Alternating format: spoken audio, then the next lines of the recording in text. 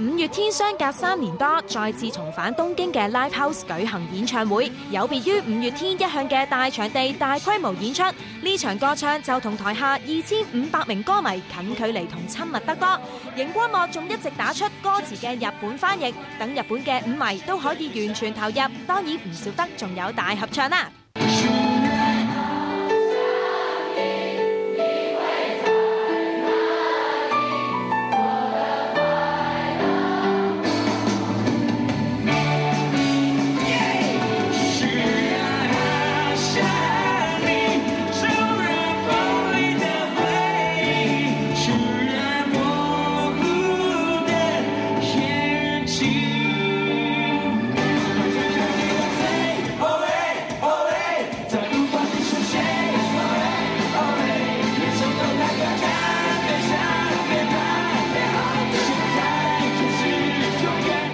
五月天話喺呢場東京演唱會上特別賣力同緊張，因為台下坐咗唔少日本搖滾界嘅星級貴賓，好似樂隊 GLAY 等等。